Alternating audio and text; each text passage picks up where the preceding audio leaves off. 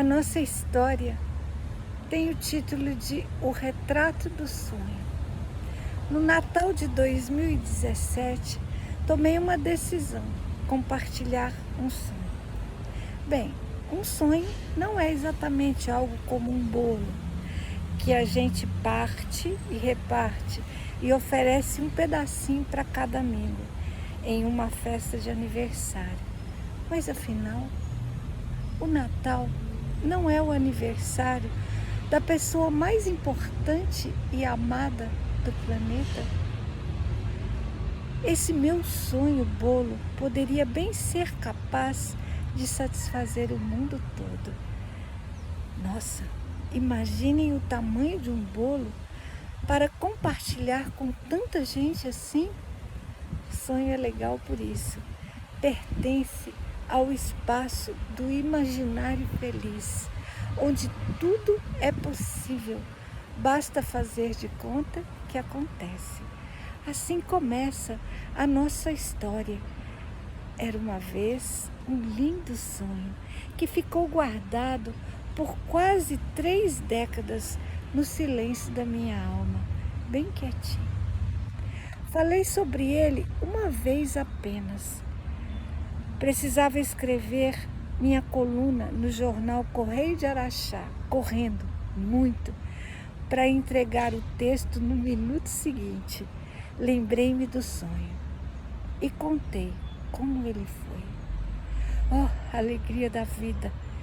O sonho tinha 8 anos já quando entendi, nesse de repente, da minha escrita, o que ele significava. Teve isso também. Não foi um sonho claro, foi um sonho enigmático, que me deixou em parte encantada, em parte sem compreender o que ele queria mesmo me dizer. Mas ao escrever o sonho, o artigo para o jornal, finalmente ele se desvelou. Havia um sonho no meu sonho. Ele era portador de um avesso para eu ler.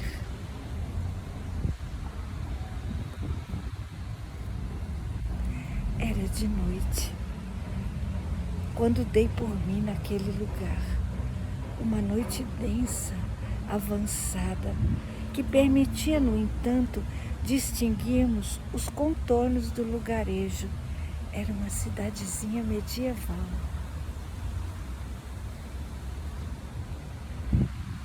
As casas, com seus telhados antigos, se aglomeravam subindo a montanha, como que em uma ciranda em torno do castelo, no topo desse monte.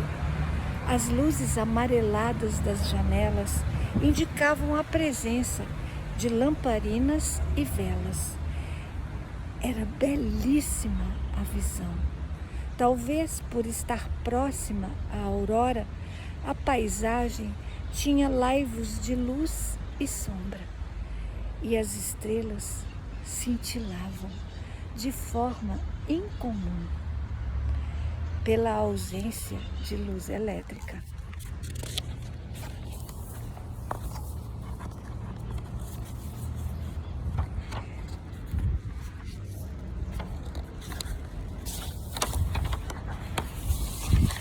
Essa maravilha dos sonhos que nos transportam para lugares perdidos no tempo, com a nitidez de um momento real, presente em vida, é algo extraordinário.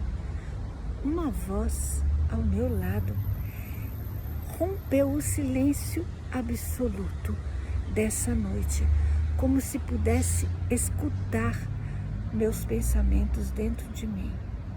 Esta é a cidade de Assis. Fiquei parada, extasiada, admirando a beleza do lugar, agora identificado no tempo e no espaço. Assis de São Francisco.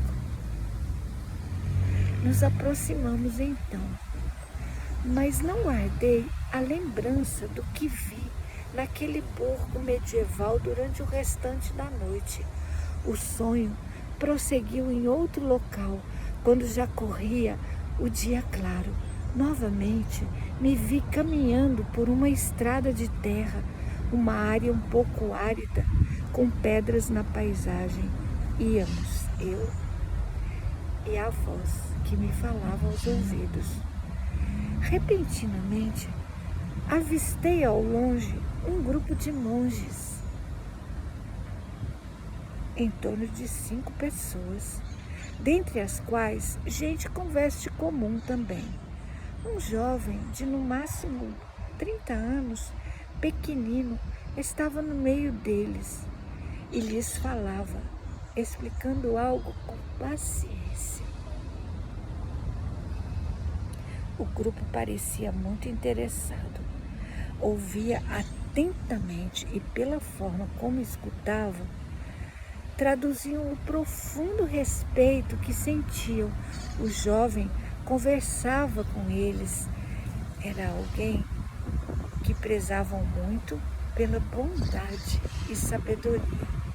Fitava eu com muita atenção o rosto do jovem quando ele também me viu e cruzou o seu olhar com o meu. Nesse momento, a voz amiga anunciou: é Francisco de Assis. Que estranheza me causou esse olhar de uma profunda lucidez, compassivo e terno, mas forte. Atravessou a minha alma toda. Tive a clara impressão de que ele percebeu de longe que havia alguém no local. Ele notou isso, os outros não. Senti-me um tanto constrangida, porque a forma como me acolheu deu mostras de que já me conhecia bem.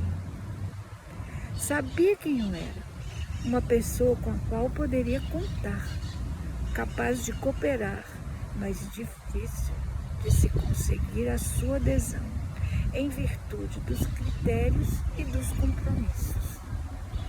Nesse ínterim, enquanto ele se aproximava com seu grupo de freis, recebi uma explicação sobre o que se passava ali. Por que São Francisco estava naquele ermo distante da cidade? Um jovem pesquisador, muito estudioso, fora expulso do local onde vivia e tinha sido condenado à morte. Essa era a razão da presença de São Francisco. Viera socorrer o rapaz. Nos aproximamos todos do local onde o condenado se encontrava. Era um rochedo grande, de tonalidade escura, ao qual foram incrustadas 2 correntes, presas a argolas largas e atadas aos pulsos do jovem. Ali, portanto, ele morreria sozinho, de fome e de sede.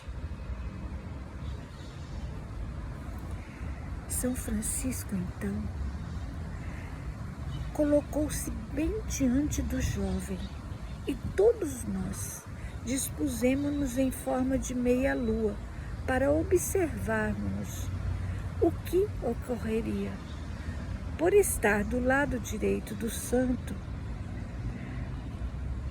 e bem pertinho dele, fitei atentamente a sua veste, que já havia chamado a minha atenção de longe. Era um tecido roto,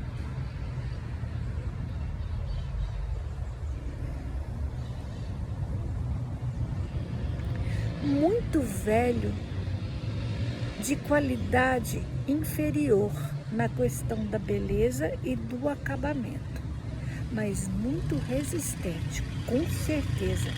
Ele parecia estar vestido com um pano de chão, encardido, porém limpinho, pobre de fazer dó. Senti uma certa angústia diante daquela situação toda. O que faria São Francisco pelo jovem condenado naquela circunstância difícil? A resposta para minha indagação aflitiva partiu do próprio rapaz. Ele mesmo sabia o que queria, o que mais precisava. Expressou-se, dirigindo a palavra a São Francisco nestes termos: não quero mais descobrir os segredos do universo. Tudo o que eu preciso agora é apenas de um pouco de água. Tenho sede. Essa fala do moço me surpreendeu e deixou-me mais aflita ainda. Era perceptível que naquela região onde ele estava não havia água e ninguém ali levava consigo um cantil. Olhei para o semblante do jovem. Era tão bonito, tinha um ar de gente inteligente. Não me pareceu alguém merecedor de uma morte tão cruel. Silenciei, no entanto, e esperei. O que faria São Francisco?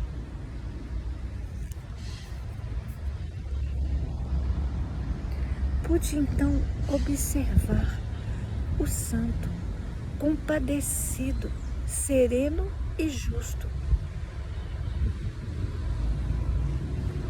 colocar a mão no bolso do hábito em busca de algo. Logo apresentou ao grupo todo o que procuravam. Um pequeno floco de algodão ou paina, não consegui distinguir bem, porque rapidamente São Francisco colocou esse floco na boca. Para minha imensa surpresa, de novo, ficamos todos ali, em silêncio, aguardando até que o santo dos pobres, dos pecadores e dos enfermos retirou da própria boca o floco encharcado de saliva e o colocou piedosamente na boca do rapaz. Aquele gesto de São Francisco foi o último quadro que registrei. O meu sonho terminou neste instante. A lembrança da atitude de São Francisco ficou indelével, gravada em minha memória. Não houve nenhuma informação a mais. Nada. Apenas o corte abrupto no meio da cena, revelando tão somente o alívio temporário do jovem condenado.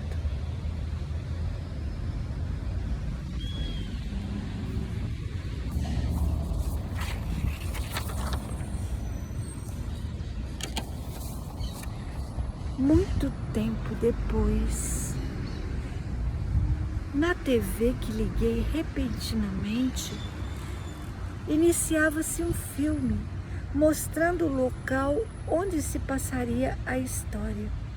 Reconheci de imediato a visão do meu sonho e gritei: é Assis! Tenho arquivado em algum lugar do meu HD externo o texto que escrevi para o jornal Correio de Araxá, contando esse sonho, 8 anos depois, dele acontecer. Agora não é possível encontrá-lo, mas consigo me recordar da explicação que naquela ocasião finalmente atinei com ela. O jovem pesquisador estudara muito, mergulhara nos meandros da ciência humana, buscando o domínio dos arcanos do universo. Aprendera muito, descobrira muitas coisas, fora capaz de fazer algo que certamente chamou a atenção de seus contemporâneos, levando-o àquela situação deplorável em que se encontrava. Tudo o que realizara servira, entretanto, tão somente para colocá-lo em condições de compreender aquilo que ele não sabia ainda, não aprendera de forma nenhuma.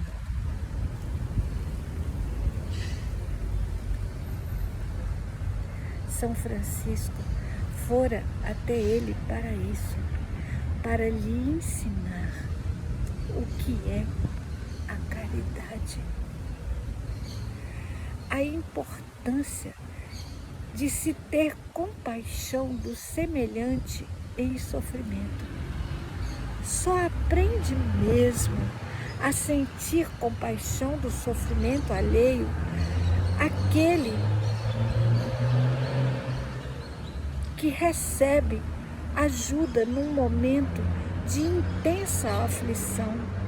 Todo o conhecimento do jovem era inútil naquela condição em que ele estava. E todo conhecimento, em verdade, é inútil quando não se é capaz de sentir compaixão.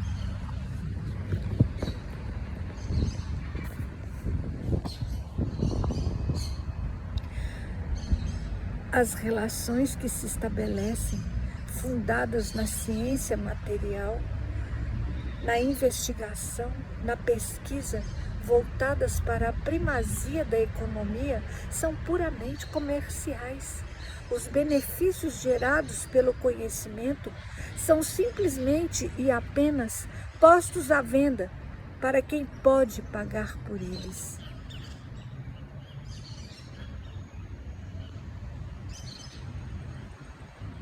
A saliva de São Francisco, encharcando o floco de algodão e saciando a sede do moço, traduzia o sacrifício que precisamos fazer, a coragem que precisamos ter para efetivar a oferta de algo nosso, inaudito e até mesmo insólito, com o intuito de socorrer, ainda que seja com o possível de ser, no momento difícil que vivemos, junto com os nossos semelhantes. O restante virá de Deus. São Francisco, como um pelicano, afrontava com sua atitude compassiva as autoridades de então, indo ao encontro de um banido, condenado à morte, para revelar delicadamente a ele e a todos o impulso interno do seu coração, fundido no de Jesus, cheio de misericórdia. No Natal de 2017, na cidade de Uberaba, peregrinei por vários lugares, contando a história desse sonho e falando também no primeiro presépio vivo que existiu por iniciativa de São Francisco. Para ilustrar esse momento com algo concreto, então, recortei um pedacinho do meu sonho. Elaborei um desenho do semblante de São Francisco, assim mesmo, como foi possível. Ora, o sonho, no meu sonho, era de amor.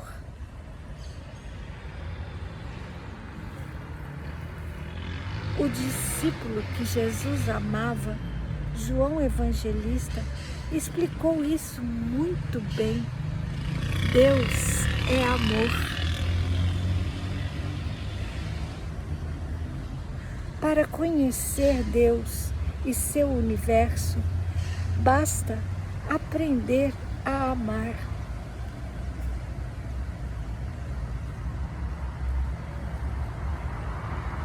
Mas ciente de que ninguém aprende a amar sozinho e sem sacrifício. Oxalá a gente compreenda a tempo que Jesus veio ao mundo para compadecer-se de nós. São Francisco veio para não nos esquecermos disso. E agora?